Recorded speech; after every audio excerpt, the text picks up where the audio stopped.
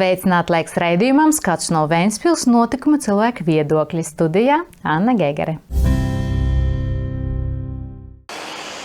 Šajās brīvdienās 15. un 16. martā Vārus pagastā, kā arī Zemesardzes 46. kājnieku bataljonam pieguļojošajā teritorijā Medņi 3 notiks Zemesardzes 4. kurzemes brigādes 46. kājnieku bataljona plānveida mācības. Mācību mērķis ir nostiprināt iegūtās iemaņas militāro uzdevumu izpildē jebkurā diennakts laikā, kā arī pilnveidot kaujas prasmes, lai aizsargātu Zemesardzes vienību atbildības zonas teritoriju dažādos apstākļos. Lūdzam pievērst uzmanību. Mācību laikā uz valsts un meža ceļiem Vārus pagastā iespēja militārās tehnikas īslaicīga pārvietošanās. Tāpat tiks izmantot mācību munīcija, kas rada trokšņus, bet nerada draudus cilvēka dzīvībai un veselībai. Pavasaris ir klāt. Tas ir laiks, kad daba mostās un cilvēks steidz sakop savus pagalmus un teritorijas. Sakārtojot uzkrājušos krāmus, daudzi saskaras ar jautājumu, kur likt atkritumus. Pilsēta jau sen piedāvā civilizētu risinājumu – atkritumu šķirošanas laukumus. Diemžēl joprojām netrūks to, kas par labāko risinājumu uzskata atkritumu izmešanu mežā. Iedzīvotāji noteikti veiks mājās kādus labiekārtošanas darbus, sakārtošanas darbus. Attiecīgi, tur radīsies atkritumi, un pilsēta ir nodrošinājusi visu, lai šos atkritumus savāktu, nogādātu pentuļos un lai viņi nemētātos apkārt. Iedzīvotājiem vajadzētu pasakot līdzi, kad būs lielgabarīta atkritumu savākšana. Un attiecīgi darbojās atkritumu šķirošanas laukumi, kas ir Jēkabielā un kas ir Rīncielā. Un iedzīvotājiem viss ir nodrošināts, lai šie atkritumi nonāktu pentuļos, kur ir jānonāk. Ar katru gadu cilvēku, kuri izmet atkritumus mežā, kļūst mazāk, tomēr, diemžēl, šādi gadījumi joprojām notiek. Man nav saprotama šī cilvēka rīcība, jo pašvaldība ir nodrošinājusi visu atkritumu šķirošanu un nodošanu. Piemēram, cilvēks riskē ar to, ka viņš varētu saņemt ļoti lielu sodu. Tas ir privāta personai līdz 700 eiro. Viņi ved pa veco Užavas ceļu un, piemēram, riepas izgāž mežā. Bet riepas tepatās Jēkabielā var nodot vispār bez maksas. Līdz ar pavasara iestāšanos Ventspils ielās ievērojami pieaudzis gan divriteņu, gan elektroskrējriteņu skaits.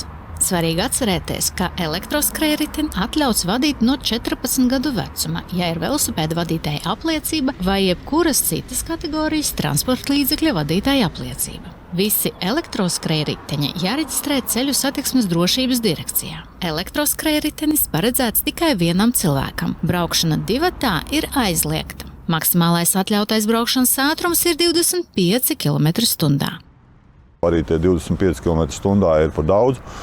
Ir jābūt, mēs esam rosinājuši arī, lai šo ātrumu pazemina, kas ir noms šie elektroskrējriteņi. Viņiem jau automātiski ir noteikts, jau automātiski ir ielikts, kā attiecīgās vietās viņi nevar pārsniegt noteiktu ātrumu. Kas attiecās uz divriteņiem, bērniem no 10 gadu vecuma nepieciešama velosipēda vadītāja apliecība. Līdz 16 gadu vecumam obligāti ir jālieto aizsargķivere. Pēc 16 gadu vecuma tā ir ieteicama, bet vairs nav obligāta. Velosipēdistiem aizliegts pārvadāt pasažierus, ja velosipēds tam nav aprīkots. Izņēmums bērni līdz 7 gadu vecumam, kurus drīkst pārvadāt speciālā bērnu sēdeklītī, ja bērnam ir aizsargķivere.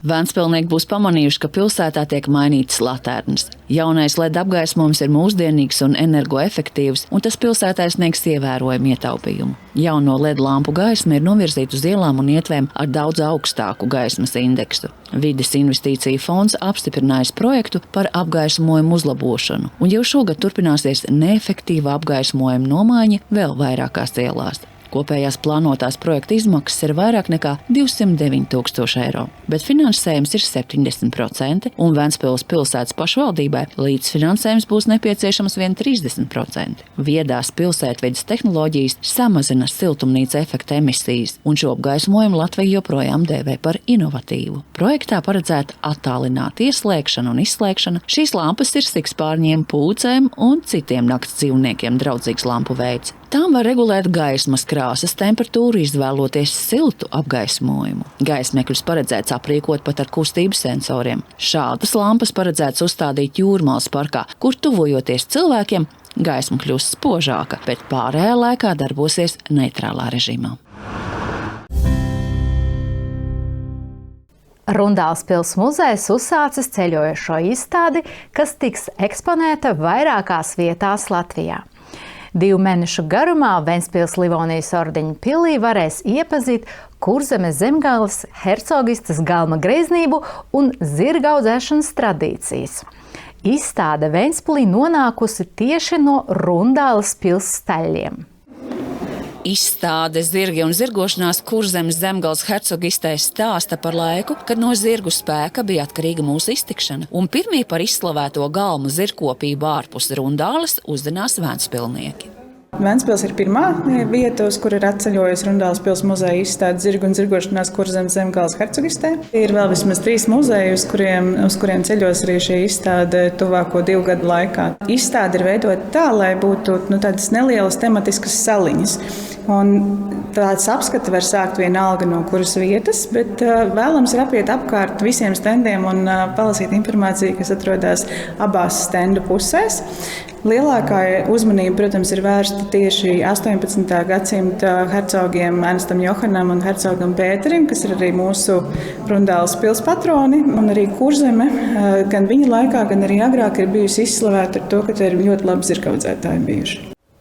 Stāsts par zirgiem Kurzemes zemgales hercogistē vēsta gan par smagu darbu, gan par bagātību un greznību. Zirga liecināja par īpašnieku statusu un labklājību, kuplināja galma pasākumus un bija vērtīga dāvana draugiem un labvēļiem. Mīlestību pret zirgiem apliecina lūkāts fakts. Ir saglabājušās skices, kur pils arhitekts Francesco Rastrelli staļļu kompleksu ir plānojis tādu, kas varētu pretendēt pat uz pils apjomu. Bet iespējamā kara gadījumā ir plānots, ka uz Poliju vai Lietuvu evakuēs arī tīrasiņu zirgus. Kurzemes un zemgales hercogiste apkārtējo galmu vidū izcēlās ar priekšzīmīgu zirgkopību. Zirgus izmantoja arī kara dienestā, un zirgi tolaik bija katrā muižā. Piemēram, par to, cik daudz barības vielas bija jāizlieto, lai uzturētu daudzos hercogu zirgus, cik dažādos periodos hercogiem ir piederējuši zirgi, kā tas ir mainījies. Pašam hercogam bija sava kariete, kas bija pilnīgi visa zeltīta un iekšpusē iztapsēta ar sarkanu un sudraba santu, ar Kurzemes ģērboņiem un spoguļstikliem durvīs. Hercogienei bija jākalt sava kariete, kas bija daļai zeltīta un pārējā bija apgleznota. Viņa brauca gan pa pilsētu, gan pa aizsalušo upi. Un tas bija tāds vairāku stundu brauciens. Smalks izklaide. Jā, izklaides noteikti ne tikai tiem, kas piedalījās, bet arī tiem, kas to varēja vērot. Kādas zirgu rases ir bijušas Ernsta Johana ķēvnīcās, sākot ar tiem, kas ir visprestižākie un tādi viscēlākie zirgi, kas ir arābu rikšotāji un spāņu zirgi un Persijas zirgi, kas arī mūsdienās kotējās ļoti augstu, un beidzot ir tādiem, kas ir kara zirgi un parādes zirgi, kā piemēram Holšteina zirgs vai Prūšu zirgs. Izstāde tapusi Rundāles pils muzejam iesaistoties projektā Zirgošanās Eiropas galmos, un pirmo reizi tika prezentēta Rundāles pils dārza svētkos. Iemesls, kāpēc mēs vispār izvēlējāmies šādu tēmu, ir saistīts ar Eiropas Karalisko rezidenču asociāciju, kuru pagājušajā gadā par godu Olimpiskajām spēlēm un jāšanas sacīkstēm, kas notika Versaļā, un Versaļa ir galvenais šīs asociācijas pīlārs, ierosināja, ka visas pilis, kas ir asociācijā, varētu veidot vienotas tēmas pasākumus. Ceļojošā izstāde eksponēta Ventspils viduslaiku pilī, Ātrijā, kur reiz varēja iejāt ar zirgiem. Arī izglītības telpā, kas reiz bija zirgu stālis, un pils 2. stāvā. Apmeklētāju vidū arī mūsdienu zirgaudzētāji. Man ļoti noderīgi varētu likties jebkuram bilde ar zirga ķermeņdaļām, kur ir apvilkts, kas ir kas. Par karietēm, piemēram, mums ir arī kariete. Viņa gan ir metā, nav tā kā bija tajos laikos, bet ir tapsēta ar sarkanu sāmu iekšpusē. Zirgaudzēšanas tradīcijas nav aizmirstas. Es pamanīju interesantu lietu, ka zirgu puisim ir bijuši 3 līdz 4 zirgi. Viņi tā kā pāraudzībā, kas ir jātīra un jābūt gatavam jebkurā brīdī apsegot. Mūsdienās tas būtu grūms, ja? Mūsdienās tas saucās grūms, bet es zirgu zināšanas apguvu padomu laikos. Un tajā laikā vienam zirgkopējam slodze bija 18 zirgi. Bet šodien varētu būt līdzīgi, kā ir aprakstīts šeit izstādē, kad šodien jau atkal mēs ejam uz to, ka zirgs ir ļoti svarīgs un ļoti vērtīgs. Visa šī zirgošanās, ratu un kariešu veidi, tradīcijas, zirgu šķirnes un Kurzemes Zemgales hercogistes prestižās zirgkopības vēstures liecības uzsākušas ceļu pa Latviju, Ventspilī uzkavējoties līdz aprīļa beigām. Tas šodienai viss, es jums atvedos, lai jums jaukas brīvdienas.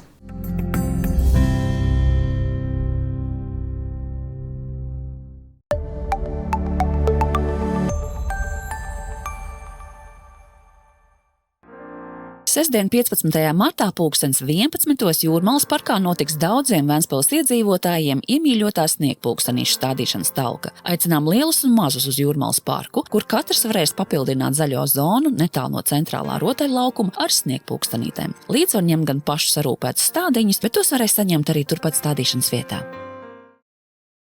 Uzmanību topošo pirmklasnieku vecāki. No 1. aprīļa sākās bērnu reģistrēšana mācībām Ventspils skolu 1. klasēs. Lai palīdzētu izvēlēties izglītības iestādi savam bērnam, Ventspils skolas aicina uz atvērto durvju dienām. 17. martā jūs gaidīs Ventspils 6. vidusskolā, 19. martā Centra sākumskolā un 2. vidusskolā, 20. martā 1. pamatskolā un 4. vidusskolā, 22. martā 2. pamatskolā un 27. martā topošo pirmklasnieku tikšanās ar Krišjāņa Valdemāra pamatskolu notiks Pārvens bibliotēkā.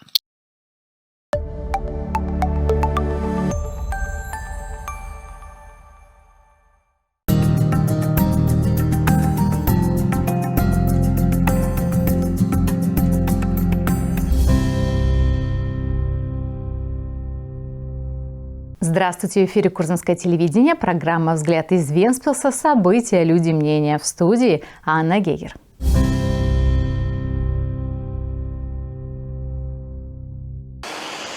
На этих выходных 15 и 16 марта в Варской волости, а также на территории, прилегающей к 46-му пехотному батальону ЗМС «Сардзе», Медни-3 пройдут плановые учения 46-го пехотного батальона 4-й Курзамской бригады ЗМС «Сардзе». Цель учений – закрепить приобретенные навыки выполнения военно-учебных задач в любое время суток, а также отработка боевых действий по охране зон ответственности подразделений ЗМС «Сардзе» в различных условиях. Просим обратить внимание. В период учений на дорогах общего пользования и лесных дорогах Варской волости возможно временное движение военной техники. Также будут использоваться учебные боеприпасы, издающие шум, но не представляющие угрозы жизни и здоровью людей.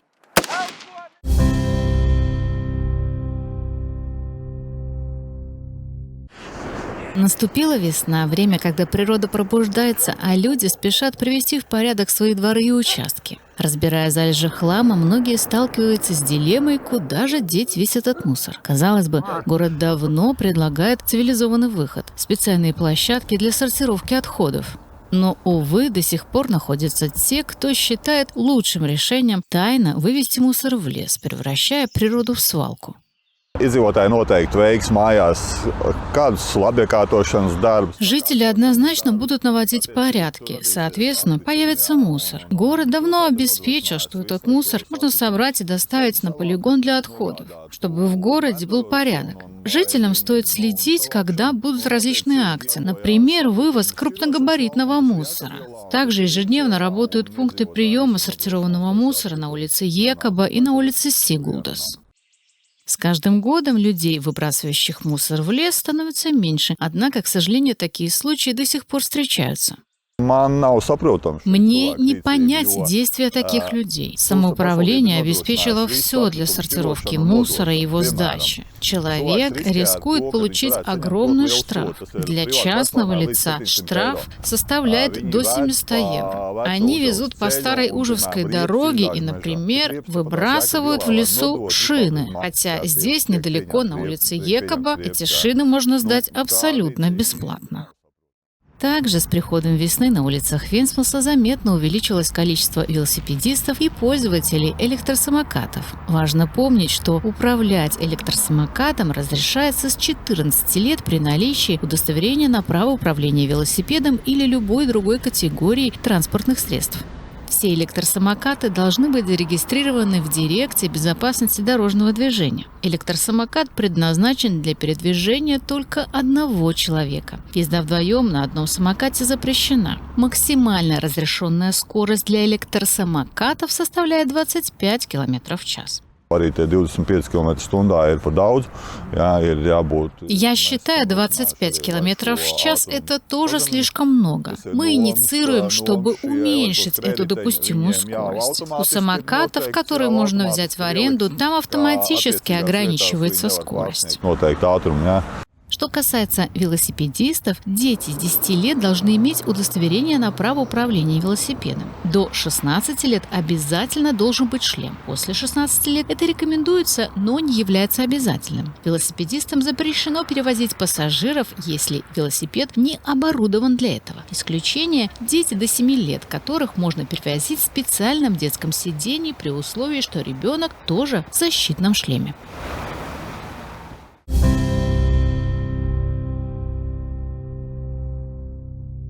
Жители Вентспилса, вероятно, уже заметили, что в городе меняют уличные фонари. Новое светодиодное LED-освещение – это современное и энергоэффективное решение, которое позволит значительно сократить затраты на электроэнергию. Свет LED-ламп направлен непосредственно на дороги и тротуары, обеспечивая более высокий уровень освещенности и безопасности. Фонд инвестиционных проектов в области окружающей среды одобрил проект по модернизации уличного освещения, и уже в этом году замена устаревших светильников продолжится на нескольких улицах. Общая стоимость проекта превышает 209 тысяч евро, из которых 70% финансирует фонд, а Вентспилское самоуправление покрывает лишь 30% расходов. Современные технологии умного города не только повышают эффективность освещения, но и способствуют сокращению выбросов парниковых газов. В Латвии такой подход по-прежнему считается инновационным. В рамках проекта предусмотрена система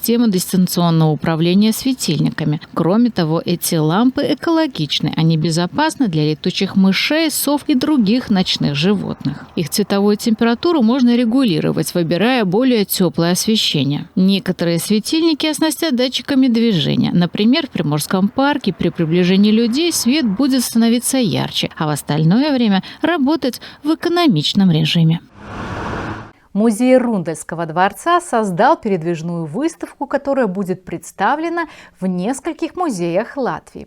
Познакомиться с традициями коневодства, почувствовать роскошь дворца Курлянско-Земгальского герцогства сейчас можно в Вентспилском замке Ливонского ордена, куда выставка прибыла прямо из конюшен Рундельского дворца.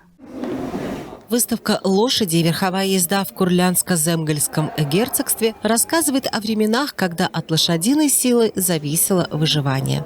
Вентспилс ir pirmā vieta, uz kur ir atceļojusi Rundāles pils muzeja izstāde. Вентспилс – первое место, куда прибыла выставка музея Рундельского дворца «Лошади и верховая езда в Курлянско-Земгальском герцогстве». В ближайшие 2 года выставка отправится еще как минимум в 3 музея. Выставка составлена так, чтобы было 3 небольших тематических островка. Начинать смотреть можно с любого места, но желательно обойти все стенды и прочитать информацию, которая размещена по обеим сторонам стендов. Самое большое внимание уделено XVIII веку герцогу Эрнесту Йогану и герцогу Петерису, которые были патронами нашего Рундельского замка. История лошадей в Курлянско-Земгальском герцогстве повествует как о тяжелом труде, так и о богатстве и роскоши. Лошади свидетельствовали о статусе и благополучии владельца, украшали придворные мероприятия и были ценным подарком для друзей и союзников. О любви к лошадям могут свидетельствовать эскизы, на которых архитектор Рундельского дворца Франческо Растрелли планировал конный комплекс, который мог бы претендовать на масштаб самого дворца. Но в случае возможной войны планировалась эвакуация чистокровных лошадей в Польшу или Литву. Курлянско-Земгальское герцогство отличалось образцовым коневодством. Лошадей использовали в военной службе, и в то время они были в каждом поместье.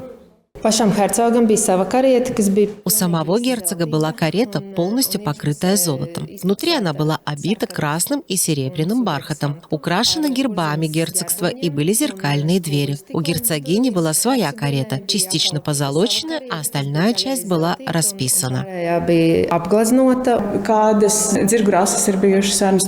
Какие породы лошадей были в конюшнях Эрнста Йогана, начиная с самых престижных и благородных – арабских рысаков, испанских лошадей и персидских коней, которые и сегодня ценятся очень высоко, и заканчивая военными и парадными лошадьми, такими как голштинская или прусская породы. Выставка была создана музеем Рундельского замка благодаря участию в проекте коневодства в европейских дворах и впервые была представлена на празднике сада Рундельского дворца. Причина, по которой мы выбрали эту тему, связана с Ассоциацией европейских королевских резиденций. В прошлом году в честь Олимпийских игр и конных соревнований в Версале, поскольку Версаль является главным центром этой ассоциации, было высказано предложение, чтобы все замки этой ассоциации организовали мероприятия на общую тему. Передвижная выставка размещена в средневековом замке Венспилса в атриуме, куда когда-то можно было въезжать верхом, в учебной комнате, которая раньше была конюшней, и на этажах замка. На открытии выставки мы встретили и действующих коневодов. Мне кажется, любому будет полезна информация, на которой, например, изображены части тела лошади. Они обведены и написано, что есть что. А, например, о каретах. У нас тоже есть карета. Она металлическая. Конечно, не такая, как в те времена, но внутри тоже обита красным бархатом.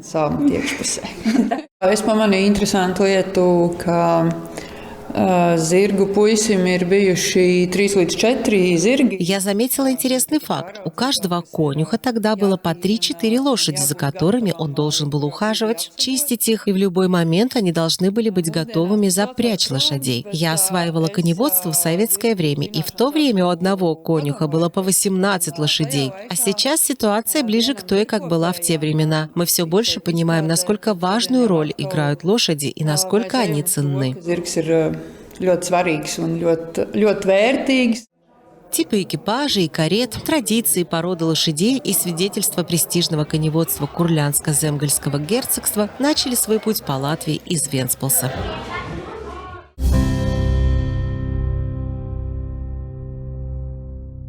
Это все события на сегодня. Я с вами прощаюсь. До новых встреч.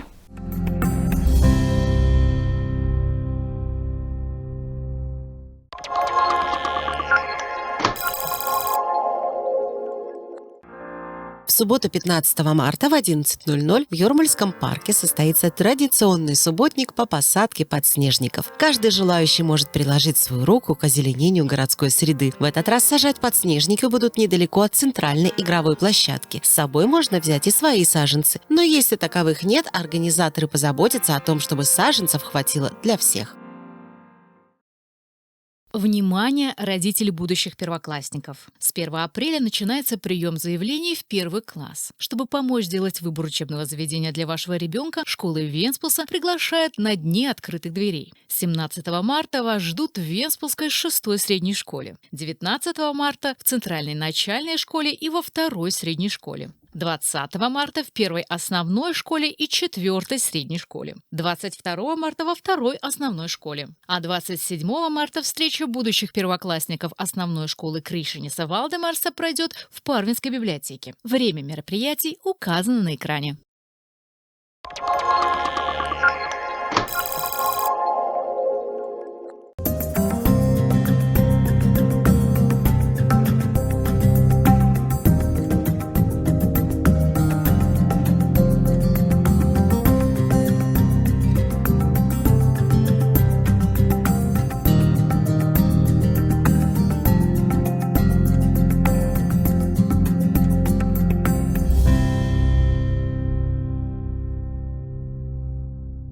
Sveicināti laiks raidījumam Skats no Ventspils notikuma cilvēku viedokļi. Studijā Anna Gegere. Šajās brīvdienās 15. un 16. martā Vārsas pagastā, kā arī Zemesardzes 46. kājnieku bataljonam pieguļojošajā teritorijā Medņi 3 notiks Zemesardzes 4. kurzemes brigādes 46. kājnieku bataljona plānveida mācības. Mācību mērķis ir nostiprināt iegūtās iemaņas militāro uzdevumu izpildē jebkurā diennakts laikā, kā arī pilnveidot kaujas prasmes, lai aizsargātu Zemesardzes vienību atbildības zonas teritoriju dažādos apstākļos. Lūdzam pievērst uzmanību. Mācību laikā uz valsts un meža ceļiem Vārsas pagastā iespējama militārās tehnikas īslaicīga pārvietošanās. Tāpat tiks izmantot mācību munīcija, kas rada trokšņus, bet nerada draudus cilvēka dzīvībai un veselībai. Pavasaris ir klāt. Tas ir laiks, kad daba mostās un cilvēks steidz sakop savus pagalmus un teritorijas. Sakārtojot uzkrājušos krāmus, daudzi saskaras ar jautājumu, kur likt atkritumus. Pilsēta jau sen piedāvā civilizētu risinājumu – atkritumu šķirošanas laukumus. Diemžēl joprojām netrūks to, kas par labāko risinājumu uzskata atkritumu izmešanu mežā. Iedzīvotāji noteikti veiks mājās kādus labiekārtošanas darbus, sakārtošanas darbus. Attiecīgi, tur radīsies atkritumi. Ja? Un pilsēta ir nodrošinājusi visu, lai šos atkritumus savāktu, nogādātu pentuļos un lai viņi nemētātos apkārt. Iedzīvotājiem vajadzētu pasakot līdzi, kad būs lielgabarīta atkritumu savākšana. Un attiecīgi darbojās atkritumu šķirošanas laukumi, kas ir Jēkabielā un kas ir Incielā. Un iedzīvotājiem viss ir nodrošināts, lai šie atkritumi nonāktu pentuļos, kur ir jānonāk.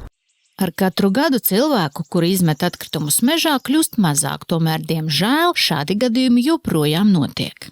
Man nav saprotama šī cilvēka rīcība, jo pašvaldība ir nodrošinājusi visu atkritumu šķirošanu un nodošanu. Piemēram, cilvēks riskē ar to, ka viņš varētu saņemt ļoti lielu sodu. Tas ir privāta personai līdz 700 eiro. Viņi ved pa veco Užavas ceļu un, piemēram, riepas izgāž mežā. Bet riepas tepatās Jēkabielā var nodot vispār bez maksas. Jā. Līdz ar pavasara iestāšanos Ventspils ielās ievērojami pieaudzis gan divriteņu, gan elektroskrējriteņu skaits. Svarīgi atcerēties, ka elektroskrējriteni atļauts vadīt no 14 gadu vecuma, ja ir velosipēda vadītāja apliecība vai jebkuras citas kategorijas transporta līdzekļa vadītāja apliecība. Visi elektroskrējriteņi jāreģistrē Ceļu satiksmes drošības direkcijā. Elektroskrējritenis paredzēts tikai vienam cilvēkam. Braukšana divatā ir aizliegta. Maksimālais atļautais braukšanas ātrums ir 25 km/h. Arī tie 25 km/h ir par daudz. Jā, ir jābūt, mēs esam rosinājuši arī, lai šo ātrumu pazemina, kas ir noms šie elektroskrējriteņi. Viņiem jau automātiski ir noteikts, jau automātiski ir ielikts, kā attiecīgās vietās viņi nevar pārsniegt noteiktu ātrumu. Jā. Kas attiecās uz divriteņiem, bērniem no 10 gadu vecuma nepieciešama velosipēda vadītāja apliecība. Līdz 16 gadu vecumam obligāti ir jālieto aizsargķivere. Pēc 16 gadu vecuma tā ir ieteicama, bet vairs nav obligāta. Velosipēdistiem aizliegts pārvadāt pasažierus, ja velosipēds tam nav aprīkots. Izņēmums bērni līdz 7 gadu vecumam, kurus drīkst pārvadāt speciālā bērnu sēdeklītī, ja bērnam ir aizsargķivere.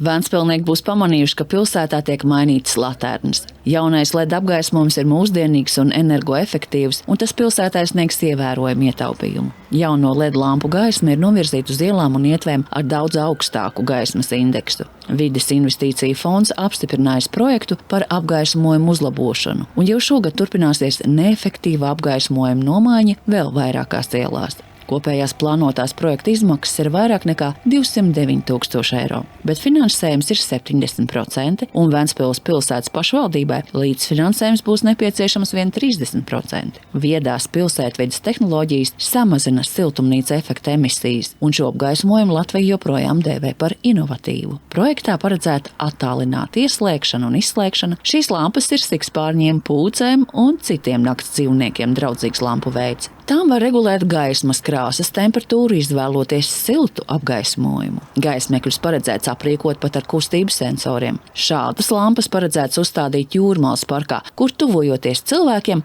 gaisma kļūst spožāka, bet pārējā laikā darbosies neitrālā režīmā.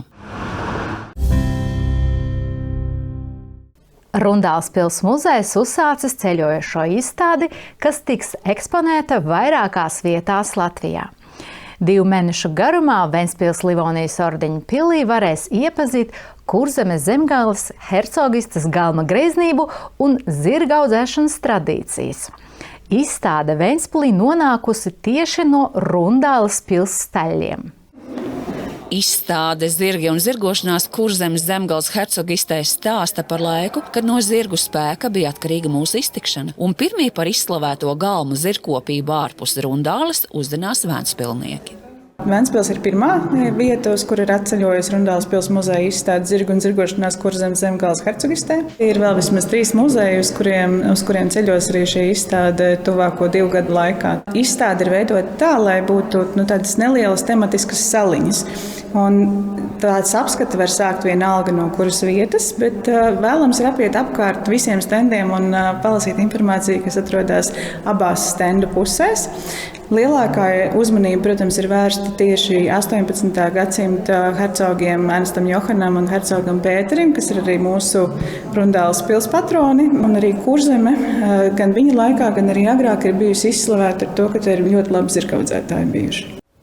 Stāsts par zirgiem Kurzemes zemgales hercogistē vēsta gan par smagu darbu, gan par bagātību un greznību. Zirgi liecināja par īpašnieku statusu un labklājību, kuplināja galma pasākumus un bija vērtīga dāvana draugiem un labvēļiem. Mīlestību pret zirgiem apliecina lūkāts fakts. Ir saglabājušās skices, kur pils arhitekts Frančesko Restrelli staļļu kompleksu ir plānojis tādu, kas varētu pretendēt pat uz pils apjomu. Bet iespējamā kara gadījumā ir plānots, ka uz Poliju vai Lietuvu evakuēs arī tīrestiņu zirgus. Kurzemes un zemgales hercogistē apkārtējo galmu vidū izcēlās ar priekšzīmīgu zirgkopību.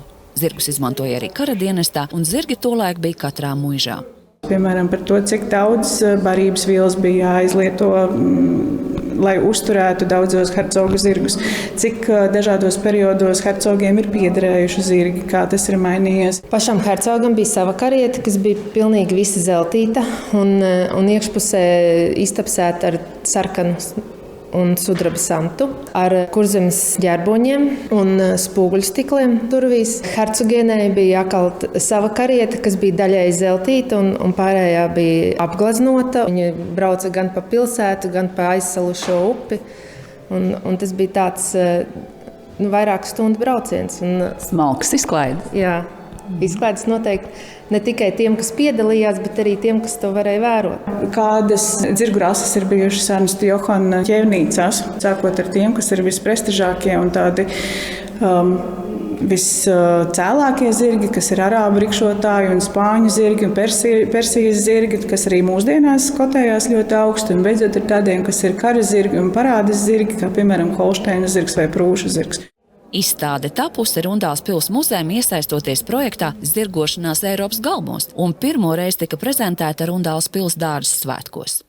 Iemesls, kāpēc mēs vispār izvēlējāmies šādu tēmu, ir saistīts ar Eiropas Karalisko rezidenču asociāciju, kuru pagājušajā gadā par godu Olimpiskajām spēlēm un jāšanas sacīkstēm, kas notika Versaļā, un Versaļa ir galvenais šīs asociācijas pīlārs, ierosināja, ka visas pilis, kas ir asociācijā, varētu veidot vienotas tēmas pasākumus. Ceļojošā izstāde eksponēta Ventspils viduslaiku pilī, Ātrijā, kur reiz varēja iejāt ar zirgiem. Arī izglītības telpā, kas reiz bija zirgu stālis, un pils 2. stāvā. Apmeklētāju vidū arī mūsdienu zirgaudzētāji. Man ļoti noderīgi varētu likties jebkuram bilde ar zirga ķermeņdaļām, kur ir apvilkts, kas ir kas. Par karietēm, piemēram, mums ir arī kariete. Viņa gan ir metāla, nav tā kā bija tajos laikos, bet ir tapsēta ar sarkanu salmu iekšpusē. Zirgaudzēšanas tradīcijas nav aizmirstas. Es pamanīju interesantu lietu, ka zirgu puisim ir bijuši 3 līdz 4 zirgi. Viņi tā kā pāraudzībā, kas ir jātīra un jābūt gatavam jebkurā brīdī apsegot. Mūsdienās būtu grūms, ja? Mūsdienās tas saucās grūms, bet es zirgu zināšanas apguvu padomu laikos. Un tajā laikā vienam zirgkopējam slodze bija 18 zirgi. Bet šodien varētu būt līdzīgi, kā ir aprakstīts šeit izstādē, kad šodien jau atkal mēs ejam uz to, ka zirgs ir ļoti svarīgs un ļoti vērtīgs. Visa šī zirgošanās, ratu un kariešu veidi, tradīcijas, zirgu šķirnes un Kurzemes Zemgales hercogistes prestižās zirgkopības vēstures liecības uzsākušas ceļu pa Latviju, Ventspilī uzkavējoties līdz aprīļa beigām. Tas šodienai viss, es jums atvedos, lai jums jaukas brīvdienas.